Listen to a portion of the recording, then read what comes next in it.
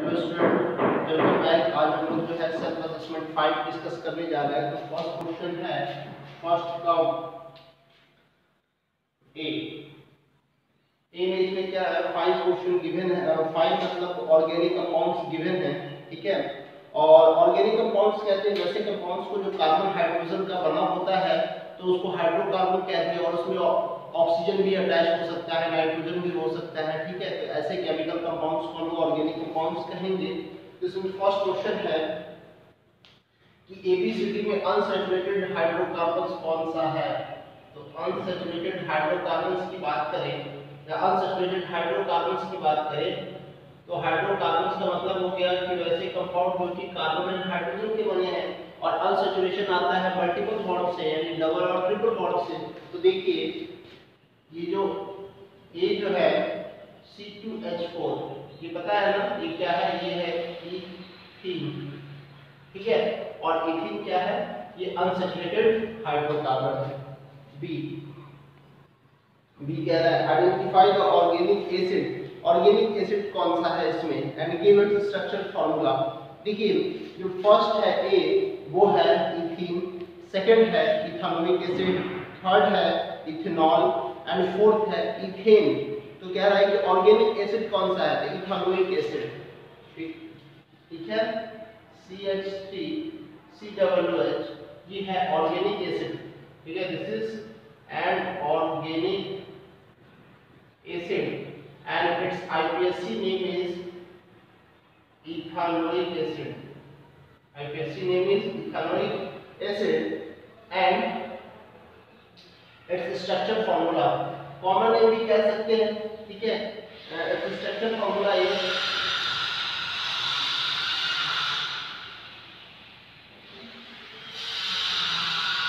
ये हो गया structure formula of ethanoic acid। यहाँ पर स्टूडेंट जो है एन एक एलिमेंट है और जिसका इलेक्ट्रॉनिक कॉन्फ़िगरेशन जो है गिवन है, कितना है 284। तो इसका क्या है, इलेक्ट्रॉनिक कॉन्फ़िगरेशन है। ये कह रहा है कि आपको बताना है कि इसका ग्रुप नंबर क्या है, पीरियड नंबर क्या है।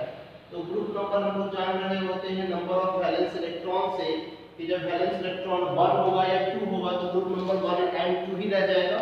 और जब वैलेंस इलेक्ट्रॉन 3 है ना, यानी 2 से जब ज्यादा होगा वैलेंस इलेक्ट्रॉन, तो उसका ग्रुप नंबर क्या कर देंगे हम लोग 10 प्लस वैलेंस इलेक्ट्रॉन। तो यहाँ देखिए यहाँ पे वैलेंस इलेक्ट्रॉन कितना है, 4 है। तो इसका ग्रुप नंबर क्या है, 2 से ज्यादा है, मतलब इसका वैलेंस इलेक्ट्रॉन कितना है, 2 से ज्यादा है। तो इसका ग्रुप नंबर कितना होगा, 10 plus valence electron, it means 10 plus 4 is equal to 14। इसका ग्रुप नंबर कितना हो गया student, 14।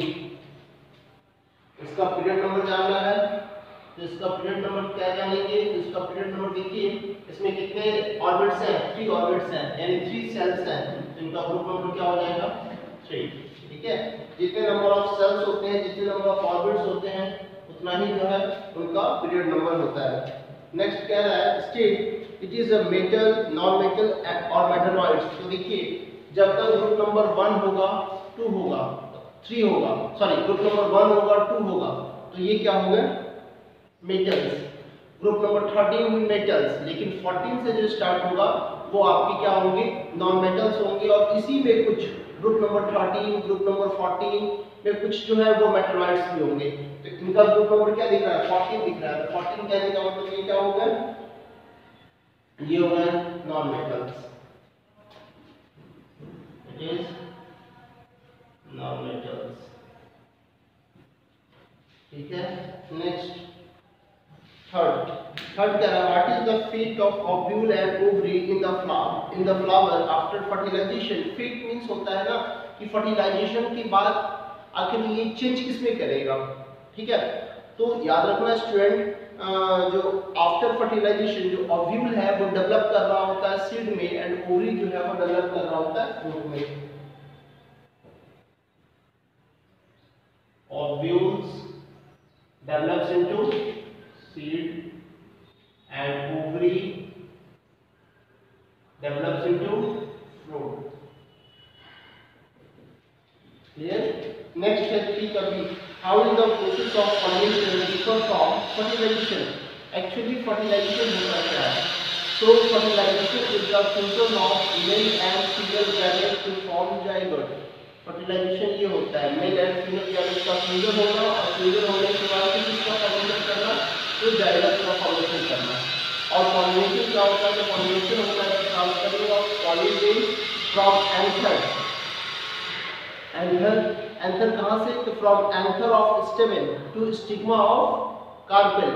Okay, by the various biological और अबायोलॉजिकल बायोटिक और अबायोटिक एजेंट्स, ठीक है, जैसे कि हवा, पानी, like wind, water, butterfly, insects, honey bees etcetera.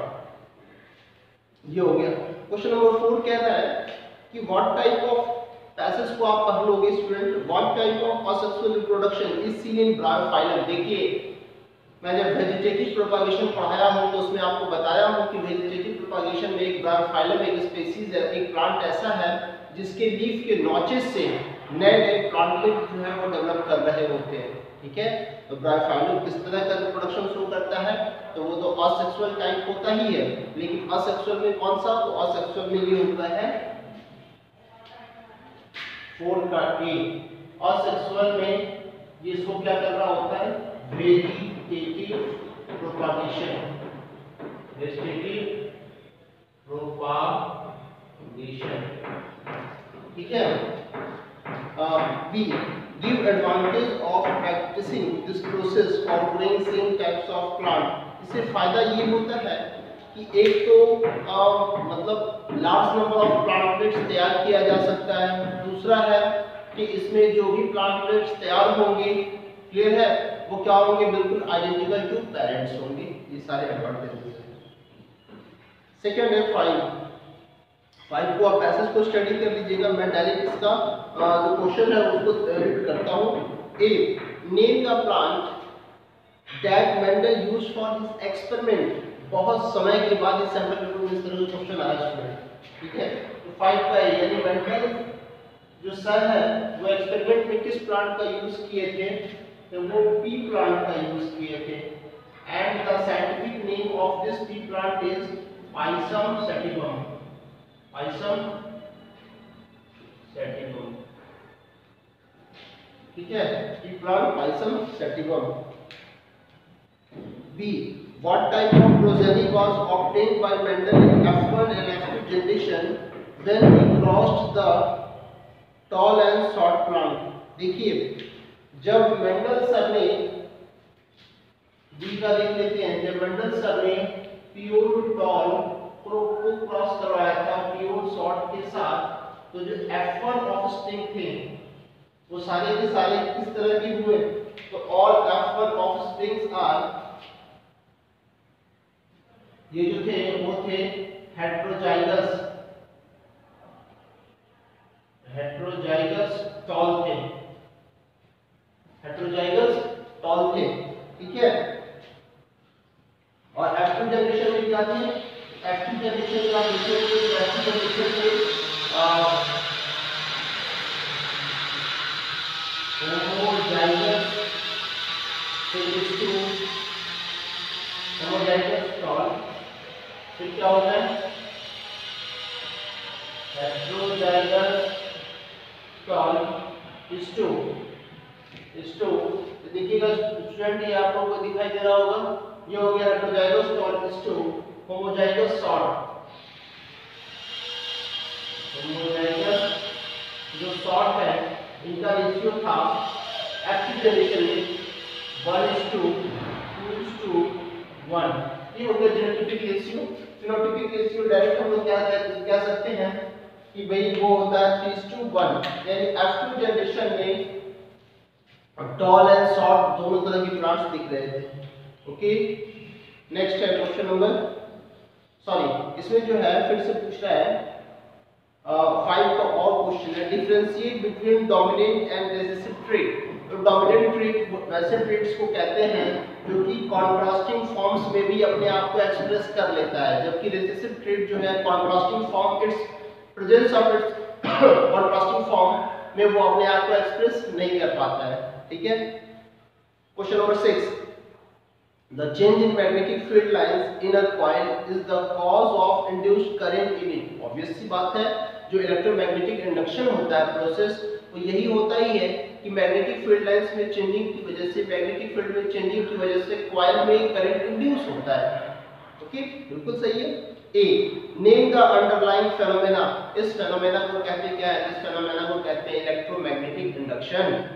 B, on what factors does the direction of induced current in the given phenomena depends। कह रहा है कि इसमें करंट का जो डायरेक्शन है, जो इंड्यूस्ड करंट का डायरेक्शन, वो किस पे डिपेंड करेगा? तो इंड्यूस्ड करंट का डायरेक्शन जो है डिपेंड करेगा कि भाई यदि आप मैग्नेट को या फिर मैग्नेटिक फील्ड लाइंस जो चेंज हो रहा है मैग्नेटिक फील्ड, तो उसमें चेंज होने का उसका पैटर्न क्या है। जैसे हमने देखा था कि यदि मैग्नेट को कॉइल के टुवर्ड्स मूव करते हैं तो उस केस में भी कॉइल में करंट इंड्यूस होता है, लेकिन उसका डायरेक्शन कुछ और होगा। किसकी कंपैरिजन में? तो जब उस मैग्नेट को उस कॉइल से बैकवर्ड लाएंगे तो, ठीक है, दोनों केस में बैकवर्ड लाएंगे, फॉरवर्ड ले जाएंगे, बैकवर्ड लाएंगे, फॉरवर्ड ले जाएंगे, दोनों केस में कॉइल में करंट तो इंड्यूस होगा, लेकिन दोनों का डायरेक्शन क्या होगा? अलग अलग होगा। इसमें और क्वेश्चन है, state the rule to determine the direction of a first magnetic field produced around the straight current carrying conductor. इसमें कौन सा रूल हम लोग अप्लाई करेंगे? यदि कोई स्ट्रेट करंट कैरिंग कंडक्टर है तो ऑब्वियस सी बात है कि उसमें मैग्नेटिक फील्ड इंड्यूस होगा, तो उसका हम लोग डायरेक्शन कैसे पता करेंगे? ठीक है, तो उसके लिए हम लोग रूल अप्लाई करेंगे वहां पे राइट हैंड थंब रूल और Maxwell screw rule. B, force experienced by a current carrying conductor placed in a magnetic field which is perpendicular to it। यदि किसी करंट कैरिंग कंडक्टर को मैग्नेटिक फील्ड में perpendicularly place करते हैं तो that current carrying conductor experiences a force, then which law can be used to find the direction of force in this case? So in this case we have to be apply Fleming left hand rule। ठीक है, Fleming left hand rule इस case में apply करेंगे, और जब induced current की बात आएगी तो वहां पे Fleming right hand rule apply करेंगे। 7 है, 7 फिर से कह रहा है वो कि प्लास्टिक कप वगैरह यूज किया जाता है। पैसेज को आप पढ़ लोगे स्टूडेंट, मैं जारी क्वेश्चन पढ़ता हूं। A, what are the reason for the shift from plastic to kulhad and then finally to paper cup. देखिए ऐसा है, प्लास्टिक कप को इस कारण से यूज में लाना बंद कर दिया गया क्योंकि प्लास्टिक कप जो होता है वो नॉन बायोडिग्रेडेबल वेस्टेज में कंसीडर किया जाएगा। ठीक है, तो उसके बाद कुल्हड़ आया और कुल्हड़ के बाद अब पेपर कप आने लगा। देखिए कुल्हड़ में क्या दिक्कत होने लगा? कुल्हड़ में कोई दिक्कत नहीं है, कुल्हड़ में थोड़ी सी साफ सफाई की बात आती है। ठीक है, और उसके बाद पेपर कप, क्योंकि पेपर क्या है ना, तो वो रिसाइकल भी हो सकता है और नहीं तो वो बायोडिग्रेडेबल भी है। ठीक है, suggest alternative to the use of plastic bags. देखिए प्लास्टिक बैग्स का यूज तो नहीं होना चाहिए because plastic bags are non biodegradable. Non biodegradable जो सब्सटेंस होते हैं उन पे कोई माइक्रो ऑर्गेनिज्म उनको डिकम्पोज नहीं कर पाते हैं, डिग्रेड नहीं कर पाते हैं। ठीक है, हार्मलेस सब्सटेंसेस में। इस कारण से प्लास्टिक बैग्स की जगह अल्टरनेटिव हम लोगों को जूट का बैग का इस्तेमाल करना चाहिए, कपड़े का बना हुआ जो बैग है उसका इस्तेमाल करना चाहिए। ठीक है, इसमें और भी क्वेश्चन है, improvement in our lifestyle has resulted in greater amount of waste generation। देखिए इसमें कह रहा है कि हम लोग अपने जीवन को इम्प्रूव करने के चक्कर में बहुत सारे जो वेस्टेज हैं, जो बेकार की चीजें, जो कचरा है वो हम लोग जनरेट करते जा रहे हैं। ठीक है, एक क्वेश्चन है इसमें, give two example to support the given statement. हाँ, इसके लिए मतलब इस स्टेटमेंट को सपोर्ट करने के लिए दो एग्जांपल देना होगा। जैसे देखिए हम लोग अपने कामों को आसान करने के लिए जैसे आपका हो गया कि हम लोग प्लास्टिक का जो है कवर, ठीक है, क्योंकि देखिए पेपर का कप बनाना बहुत मुश्किल है, प्लास्टिक का कप बनाना बड़ा आसान है, तो हम लोग अपने वर्क को आसान करने के लिए प्लास्टिक का कप का यूज करने लगे। ठीक है, प्लास्टिक का कप मैं आपको बता दूं तो वो थोड़ा सस्ता भी मिलता है पेपर के कप से, कुल्हड़ से सस्ता भी मिलता है, तो थोड़ा सा पैसा बचाने के चक्कर में हम लोग प्लास्टिक का कप का यूज करते हैं, जिसकी वजह से एनवायरनमेंट जो है वो पॉल्यूट हो रहा है। ठीक है, एक ये हो गया। दूसरी चीजें हैं जो हम लोग पेन वगैरह का यूज करते हैं, कवर वगैरह का यूज करते हैं, तो हमको कोशिश करना चाहिए कि जो कागज का बना वो कवर होता है वो कवर थोड़ा महंगा मिलता है, और जो पॉलिथीन का कवर होता है वो तो सस्ता मिलता है, तो पॉलिथीन के कवर को अवॉइड करें। ठीक है। अब ऐसा नहीं कि पॉलिथीन का कवर इतना अट्रैक्टिव भी लगेगा, थोड़ा सा सस्ता भी है, तो नहीं, ऐसा नहीं है, वो सस्ता है लेकिन वो हमारे प्रकृति को नुकसान पहुंचाता है, इस कारण से उसका यूज मस्ट बी प्रोहिबिटेड होना चाहिए। सेक्शन बी स्टूडेंट, इसमें देखिएगा एक बॉक्स दिया हुआ है सेक्शन बी का और कुछ पैसेज भी है, मतलब इसमें कुछ एलिमेंट वगैरह दिए हुए हैं पैटर्न में, ठीक है। तो फर्स्ट क्वेश्चन है 8 का ए कह रहा है कि what are the basis of Mendeleev classification of element, यानी मेंडलीव सर ने जो क्लासिफिकेशन किया था एलिमेंट का उसका क्या बेसिस था, तो उसका बेसिस यही था कि मेंडलीव सर ने जो भी एलिमेंट को अरेंज किया था अपने पीरियोडिक टेबल में, उस समय मैं आपको बताऊं तो उस समय मेंडलीव के समय 63 एलिमेंट्स को उन्होंने अपने पीरियोडिक टेबल में अरेंज किया था मेंडलीव सर ने 63 और न्यूलैंड सर ने 56 और डॉगरेलियर ने तो 9, इसको ध्यान रखना है। तो उस समय उनका बेसिस ये था कि जो भी एलिमेंट्स अरेंज्ड हैं वो increasing order of atomic masses, atomic mass के इंक्रीजिंग ऑर्डर पे अरेंज होंगे। और दूसरा जो उन्होंने बेसिस बनाया था कि जो भी एलिमेंट को उन्होंने अरेंज किया उसको देखा कि जो भी एलिमेंट्स अरेंज हो रहे हैं उनका ऑक्सीजन और हाइड्रोजन के साथ जो कंपाउंड बनता है तो उस कंपाउंड का केमिकल नेचर कैसा है, ठीक है। B list 2 achievement of Mendeleev periodic table, Mendeleev periodic table की 2 अचीवमेंट्स बताइए। देखिए मेंडलीव पीरियोडिक टेबल ने ग्रुप वगैरह का कॉन्सेप्ट को लाया, ठीक है। और इसके बाद जो है मेंडलीव पीरियोडिक टेबल में देखा ये गया कि अचीवमेंट की बात आती है तो अचीवमेंट में ये होने लगा कि भाई क्योंकि नॉबल एलिमेंट्स जो हैं वो इनरिएक्टिव एलिमेंट्स है, वो रिएक्ट नहीं करते हैं, ठीक है। तो उनकी डिस्कवरी बाद में हुई, तो उनकी डिस्कवरी होने के बाद भी मेंडलीव के पीरियोडिक टेबल में बिना किसी तरह का कोई डिस्टरबेंस किए हुए, मैनिपुलेट किए हुए जो नॉबल एलिमेंट्स है उनका एक अलग टेबल तैयार कर दिया गया, ठीक है। ये एक अचीवमेंट था। दूसरा अचीवमेंट उनका ये था, ठीक है, कि भाई जो भी एलिमेंट्स हैं मतलब वो बिल्कुल अरेंज है increasing order of their atomic masses, ठीक है, एटॉमिक मासेस के बेसिस पे अरेंज है। और भी जो मैं आपको बताऊं तो मेंडलीव सर ने एक बात का ध्यान रखा था कि जैसे कि उनके समय में कुछ एक एलिमेंट की डिस्कवरी नहीं हुई थी तो उन्होंने आराम से उस अनडिस्कवर्ड एलिमेंट्स का उन्होंने जगह को छोड़ दिया था, ठीक है। और बाद में जो डिस्कवर्ड हुआ, ठीक है, वो एलिमेंट तो उनको उसकी जगह दे दिया गया था। जैसे आपको याद होगा इक्का जो एल्युमिनियम, इक्का बोरोन, इक्का एल्युमिनियम, ठीक है, इक्का सिलिकॉन, जैसे स्पेस का उन्होंने स्पेस का यूज किया था, इस वर्ड का यूज किया था। इक्का का मतलब होता है 1, ठीक है। बाद में उनकी जगह एलिमेंट का डिस्कवरी हुआ, एक हो गया स्कैंडियम, दूसरा हुआ गैलियम एंड तीसरा हुआ जर्मेनियम, ठीक है। नेक्स्ट है question number 9, the compound that are formed due to sharing of electron between two atoms have covalent bonds। बिल्कुल सही बात है, क्योंकि कोवैलेंट का बॉन्ड का फॉर्मेशन होता है by the sharing of electrons between non-metals, between atoms of non-metals, and electron की ट्रांसफरिंग होती है between atoms of metals and non-metals। जब मेटल्स एंड नॉन-मेटल्स के बीच में इलेक्ट्रॉन की ट्रांसफरिंग होगी तो उस समय आयनिक बॉन्ड्स का फॉर्मेशन होगा, और जिस समय atoms of non-metals and non-metals के बीच में इलेक्ट्रॉन की शेयरिंग होगी तो उस समय कोवैलेंट बॉन्ड्स का फॉर्मेशन होता है। तो 9 का ये how are they differ from ionic compound. देखिए कोवैलेंट कंपाउंड आयनिक कंपाउंड से डिफर होता है। जैसे आयनिक कंपाउंड जो होगा वो फ्यूज्ड और मॉल्टेन स्टेट में गुड कंडक्टर होता है, जबकि कोवैलेंट कंपाउंड्स के पास कंडक्टिव नेचर दिखता ही नहीं है, क्योंकि फ्यूज स्टेट में भी, मॉल्टेन स्टेट में भी जो कोवैलेंट कंपाउंड्स होंगे ना उनके पास आयंस की लैकिंग होती है, फ्री आयंस की लैकिंग होती है, ठीक है। एक ही रीजन पूछ रहा था। और भी बता सकते हैं कि जो आयनिक कंपाउंड्स में जो फोर्स ऑफ अट्रैक्शन बहुत ज्यादा होता है, ठीक है। आयनिक कंपाउंड जो होते हैं वो पोलर सॉल्वेंट में सॉल्युबल होते हैं, ठीक है। आयनिक कंपाउंड जो होगा मॉल्टेन स्टेट में, फ्यूज स्टेट में गुड कंडक्टर ऑफ इलेक्ट्रिसिटी होता है, जबकि ये सारी प्रॉपर्टी कोवैलेंट कंपाउंड्स में नहीं दिखते हैं। 9 का B list any 2 properties of covalent compound. Covalent compound की 2 प्रॉपर्टी आपको बता देनी है, बहुत आसान है, ठीक है। कोवैलेंट कंपाउंड की 2 प्रॉपर्टी आपको बतानी ये है कि कोवैलेंट कंपाउंड भी कंपैरेटिवली स्ट्रांग होता है, ठीक है। कोवैलेंट कंपाउंड के अंदर जो कोवैलेंट बॉन्ड होता है वो कोवैलेंट बॉन्ड भी कंपैरेटिवली स्ट्रांग होता है लेकिन आयनिक बॉन्ड से वीक होगा। ठीक है, चलिए हम लोग दो प्रॉपर्टीज को जान लें कोवैलेंट कंपाउंड्स का। तो कोवैलेंट कंपाउंड्स का दो प्रॉपर्टी आपको ये हो गया कि इसमें जो होता है ये कोवैलेंट कंपाउंड नॉन मेटल्स के बीच में बना होता है, नॉन मेटल्स से बना होता है। ठीक है, इलेक्ट्रॉन का शेयरिंग करके। दूसरी बात कर ले तो कोवैलेंट कंपाउंड्स का जो है ना इसका भी एमपीबीपी जो है वो थोड़ा हाई होता है।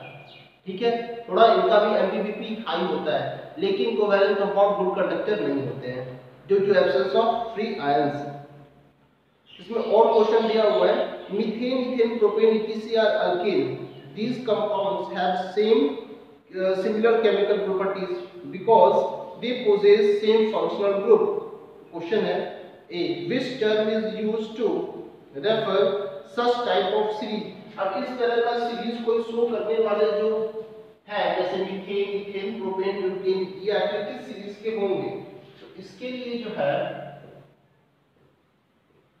क्या नहीं किया गया, तो ऐसे जो भी कंपाउंड होंगे उनके लिए वर्ड यूज होता है homologous series. Homologous series. B है टू methanol, ethanol, propanol belongs to same series. Yes, methanol, ethanol, propanol last में ओएल लगा हुआ है यानी ये क्या हो गया अल्कोहल हो गया। यस, ये भी सेम सीरीज से बिलोंग करता है। सी, write the molecular formula of two members of homologous series having functional group B। कह रहा है कि इसमें Br है, Br फंक्शनल ग्रुप है।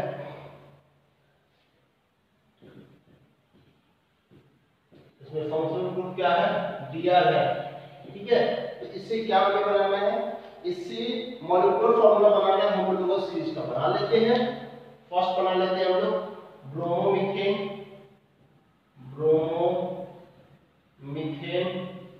फॉर्मूला क्या हो जाएगा BrCH3, ब्रोमोमीथेन हो गया। ये हो गया ब्रोमोमीथेन। ठीक है, और सेकंड बना लेते हैं क्या ब्रोमोइथेन, क्या हो जाएगा BrCH2CH3, ये हो गया ब्रोमोइथेन।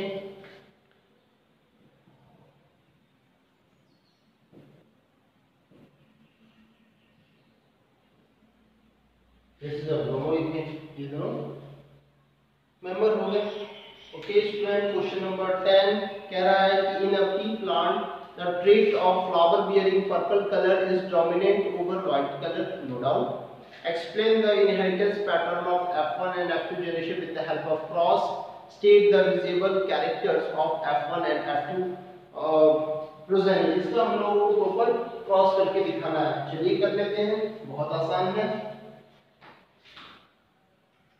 क्रॉस कर ले। देखिए इसमें क्या किया गया था प्योर टॉल यानी ये हो गया प्योर टॉल, क्रॉस करवाया गया था प्योर सॉल्टी, ये हो गया प्योर सॉल्ट। ठीक है, ये कितने तरह का गैमेट का फॉर्मेशन करेगा? तो सर ये एक ही टाइप्स के गैमेट का फॉर्मेशन करेंगे। कौन कौन सा होगा वो गैमेट? वो गैमेट होगा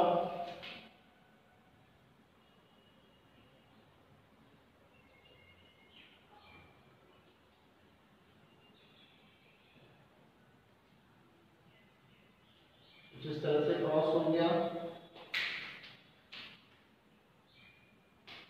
all progeny of F1 generation इस क्या होंगे हेटेरोजाइगस टर्म होंगे। ऑल आर ये सब के सब F1 जनरेशन है। ठीक है, एंड ऑल आर क्या होंगे हेटेरोजाइगस टर्म। ये सब के सब क्या होंगे हेटेरोजाइगस टर्म होंगे। तो फिनोटिपिकली टॉल ही, लेकिन उनका जीनोटाइप क्या होगा प्योर वाला नहीं होगा, इम्प्योर टाइप दिखेगा। ठीक है, रैपिड जनरेशन में क्या करना है देखिए, इसको सेल्फिंग कर दिया जाएगा। सेल्फिंग यानी सेल्फ पॉलिनेशन। ठीक है, तो 4 टाइप्स के ऑफ स्प्रिंग तैयार होंगे।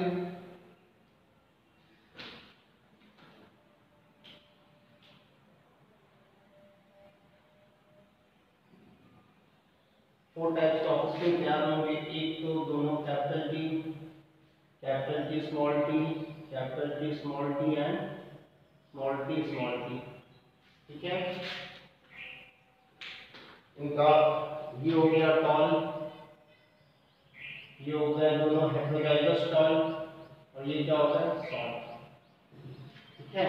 ये हो गया, इसका हम इधर लिख लेते हैं phenotypic and genotypic ratio.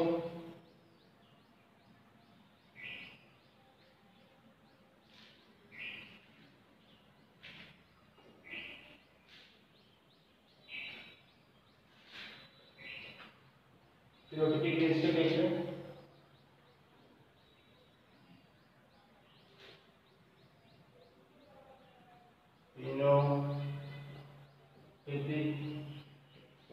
ratio 3:1 and genotypic ratio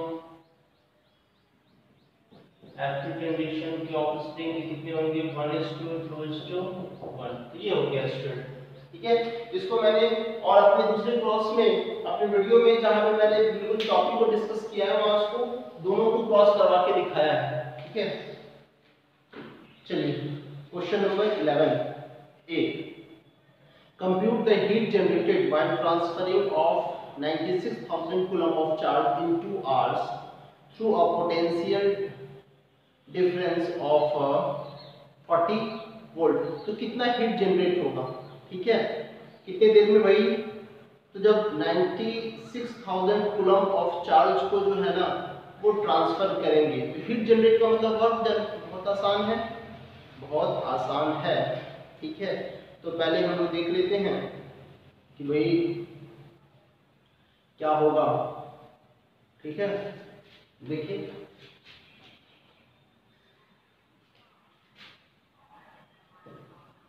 eleven का ए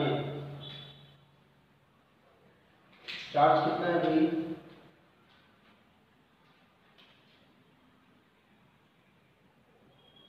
चार्ज यानी Q है 96,000 कूलम, ठीक है। फिर टाइम कितना है,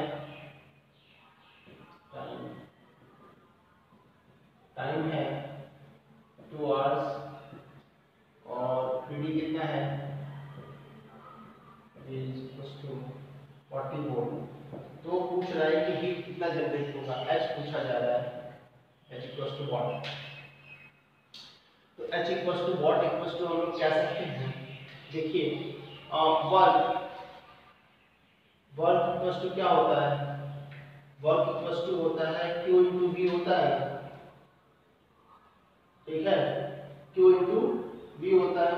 देखिए ये हम लोग इलेक्ट्रिक पोटेंशियल और पोटेंशियल डिफरेंस से हम लोग जानते हैं कि W इक्वल्स टू VQ होता है, ठीक है, ये बात तो हम लोगों को पता है। तो ये हो गया, तो हम लोग अप्लाई कर सकते हैं कितना वर्क डन होगा। तो वर्क जो होगा यहाँ पे पावर तो निकालना नहीं है, डायरेक्ट पूछ रहा है कि इसमें कितना हीट जनरेट होगा, ठीक है, इन 2 hours through a potential difference of 40 volt. एक ये फार्मूला हो गया। दूसरा आपको फार्मूला एक और देख लीजिए जूल्स लॉ के according, H equals to I square RT, ठीक है। R को हटा देते हैं क्योंकि R की केस में तो लेना नहीं है, तो H equals to VI into T, देखिए ये होता है, ये फार्मूला होता है ना, तो इसको हम लोग इसको भी अप्लाई कर सकते हैं, ठीक है। यहाँ I चाहिए और यहाँ चार्ज है, ठीक है, तो आसानी से कर सकते हैं। H इक्वल्स टू VQ, देखिए ये इससे मैच कर रहा है, यानी वर्क फॉर्म ऑफ एनर्जी, क्योंकि हमें करंट तो दिया हुआ नहीं है, और डायरेक्ट क्या कर देंगे भाई, यानी जो हीट प्रोड्यूस होगा वो 40 और इनटू 96,000 कूलम, जो आंसर आएगा उतना जूल हो जाएगा, ठीक है। क्योंकि यहाँ पे देखिए टाइम गिवन है लेकिन टाइम का यूटिलाइज नहीं है ना, क्योंकि I इंटू टी यहाँ पे लीजिए, since I into T is equal to charge होता है, ठीक है, चार्जिंग दिया हुआ है, टाइम दिया हुआ है, तो चार्ज और टाइम का यूटिलाइज करके आप करंट का वैल्यू निकाल लीजिए, यही कीजिएगा ना। तो उससे अच्छा ये कर लीजिए यहाँ पे, ठीक है। नेक्स्ट है 11 का P. An electric kettle consumes 1 kilowatt of electric power when operated at 220 volt. अब फ्यूज वायर इसमें क्या है, बहुत आसान है, ठीक है। तो पहले देखिए, एक इलेक्ट्रिक केटल है जो कि इतना इलेक्ट्रिक पावर कंज्यूम करता है, कब, जब उसको 220 वोल्ट पोटेंशियल डिफरेंस को अप्लाई किया जा रहा है, ठीक है। तो इसको आसान है, इसको हम लोग जरा जल्दी कर लेंगे। कितने का फ्यूज, कितने रेटिंग का हम लोग फ्यूज को यूज करेंगे, देखिए बहुत आसान है, कुछ नहीं है, करंट हम लोग निकाल लेते हैं ना, करंट निकाले तो 9 11 का बी, 11 का बी हो गया, तो पावर गिवन है, पावर इक्वल्स टू 1 किलोवाट, ठीक है, और पोटेंशियल डिफरेंस गिवन है, ये कितना हो गया, यानी वी गिवन है 220 वोल्ट। तो हम लोग क्या निकाल सकते हैं, हम लोग को करंट निकालना है, तो हमको पता है कि P equals to V into I होता है, then I equals to P by V, तो हो गया 1000 वाट एंड 220 वोल्ट, 0 0 कैंसिल करेंगे तो आएगा 4.5 एम्पियर के लगभग, यानी कितने का फ्यूज यूज करेंगे, तो हम लोग 5 एम्पियर का फ्यूज यूज करेंगे, थोड़ा सा उससे ज्यादा यूज करेंगे ताकि जो है ना इतना करंट का निकले उससे, तो ये जो है वो ब्रेक ना करे, सर्किट ब्रेक ना करे। ओके स्टूडेंट्स, तो 11 तक हम लोग डिस्कस कर ली है, इसके आगे हम लोग नेक्स्ट वीडियो में डिस्कस करेंगे। Thank you.